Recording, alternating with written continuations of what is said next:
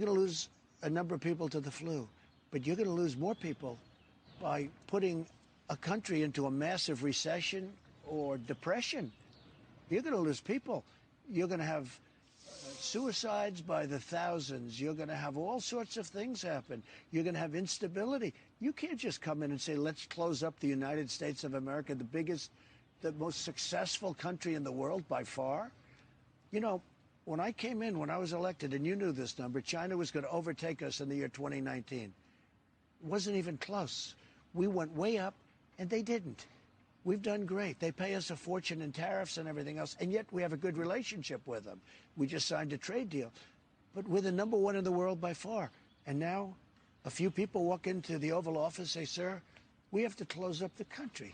And I said, what are you talking about? And that, Mr. President, must have been a very difficult thing to accept. One of the most difficult decisions I've ever made, because I knew that when you do it, as soon as you do it, you're going to drop. I mean, they're talking about 20 or 25 points of GDP. Nobody's ever heard of 25 points. If we went down a point, that's a big deal. Now, all of a sudden, you're basically turning off the country. I said, this has never been done before. What are you talking about? But we understand it. You have hot spots, but we've had hot spots before. We've had horrible flus. I mean, think of it. We average 36,000 people, death. I'm not talking about cases. I'm talking about death. 36,000 deaths a year.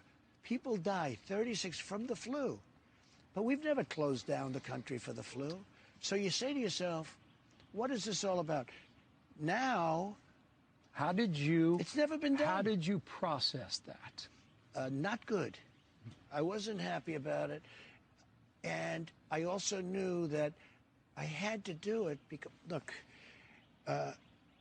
with Turkey, I give this as an example, and Syria, I said, sign a deal with the Kurds, make peace. Erdogan, he didn't want to.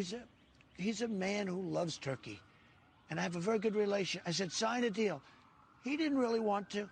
The Kurds didn't really want to. And it went on, you know, the so-called safe zone recently, a few months ago. I said, sign a deal. Do me a favor. Sign a deal. Get it done. They didn't really want to. All of a sudden, they start fighting. And it was vicious, and other countries got involved. Now I say, let's sign a deal. They said, okay, we'll sign a deal. We needed a period because I don't think if I would have not done it, we would have been unbelievably criticized for not doing it. But it's never been done before. One more. Bill, somehow the word got out that this is the thing we're supposed to be doing. Now, we've had some really bad epidemics and other things. I mean, we're going this pandemic, but we've had bad epidemics. I'm sure they could have been called pandemics. But we never did a thing like this before. But I had to do it. It's been very painful for our country and very destabilizing for our country. And we have to go back to work much sooner than people thought. And people can go back to work, and they can also practice good judgment.